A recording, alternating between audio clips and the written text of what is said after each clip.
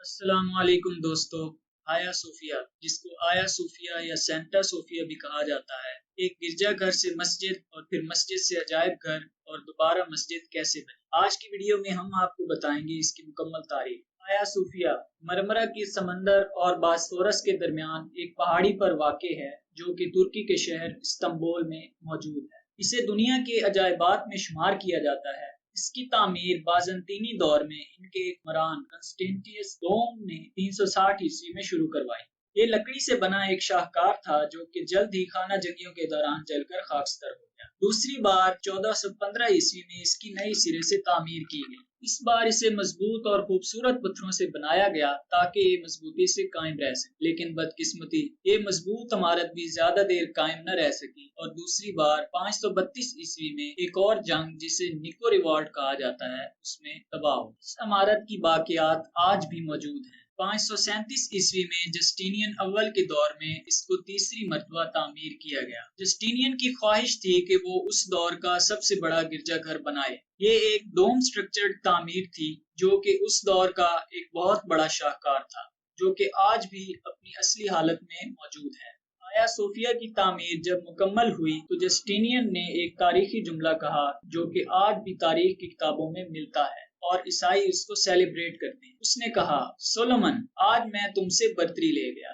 Solomon وہ بادشاہ تھا جس نے عیسائیوں کا سب سے پہلا گرجا گھر تعمیر کروایا اور یوں دنیا کے سب سے بڑے گرجا گھر کی تعمیر مکمل ہوئی۔ اس عمارت کے اوپر ایک سلیب تھی اور سلیبیوں کا یہ عقیدہ تھا کہ جب تک یہ سلیب قائم ہے قسطنطنیہ فتح نہ ہو پائے گا، اور مزید یہ کہ جس کے پاس یہ سلیب ہوگی دنیا کی حکمرانی اسی کے قدموں میں رہے گی۔ تقریباً 1000 سال تک آیا صوفیہ ایک گرجا گھر کے طور پر موجود رہا۔ 13ویں صدی عیسوی میں ارطغرل غازی اور اس کے بعد اس کے بیٹے عثمان کی قیادت میں ترکوں کی سلطنت کی تحریک نے زور پکڑا اور انہوں نے بالآخر سلطنت عثمانیہ کی بنیاد رکھی۔ وہ آہستہ آہستہ مضبوط اور مضبوط سے مضبوط تر ہوتے چلے گئے اور بالآخر 1453 عیسوی میں وہ گھڑی آن پہنچی جس کی خوشخبری ہمارے نبی صلی اللہ علیہ وسلم نے کئی صدیوں پہلے سے دے رکھی۔ اور تم ضرور قسطنطنیہ فتح کرو گے۔ وہ کمانڈر کیا شاندار کمانڈر ہوگا اور وہ فوج کیا شاندار فوج ہوگی۔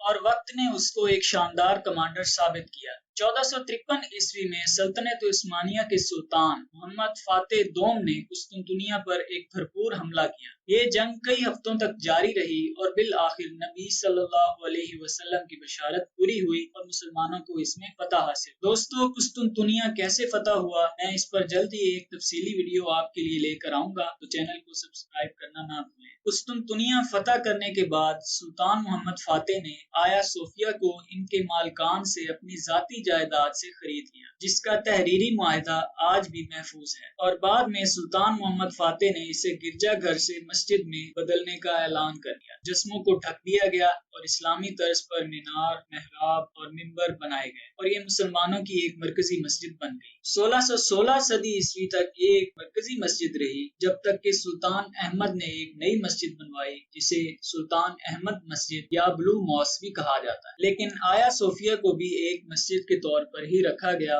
اور اس کی مرکزی حیثیت بھی قائم رہی۔ اس کے بعد تقریباً 5 صدیوں تک یہ ایک مسجد کے طور پر موجود رہی اور اس میں اذان و صلاۃ قائم کیے جاتے رہے۔ وقت کا پہیہ ایک بار پھر سے بدلنے لگا۔ 1918 میں سلطنت عثمانیہ کا خاتمہ ہوا اور مصطفی کمال پاشا سیکولر ترکی کے پہلے حکمران بن گئے۔ 1931 میں امریکہ کے بازنطینی ادارہ سے تھامس واٹمور نے مصطفی کمال پاشا سے ملاقات کی، جس میں گرجا گھر کے پرانے مجسموں اور پینٹنگز کو دوبارہ سے بحال کرنے اور مسجد کو عجائب گھر میں تبدیل کرنے کا مطالبہ کیا۔ ملاقات کے بارے میں تھامس واٹمور اپنی کتاب میں لکھتے ہیں، آیا صوفیہ اس دن تک مسجد تھی جب میں مصطفی کمال سے ملا، لیکن جب اگلے دن صبح کو میں مسجد پہنچا تو مسجد بند تھی اور اس کے دروازے پر مصطفی کمال کے ہاتھ سے لکھا ہوا تھا، عجائب گھر کو ٹوٹ پھوٹ کی تعمیر کے لیے بند کر۔ چنانچہ 1935 میں آیا صوفیہ کو مسجد سے ایک عجائب گھر بنا دیا جس میں ہر مذہب کے لوگوں کو آنے جانے کی اجازت۔ اگلے 85 سال تک یہ ایک عجائب گھر رہا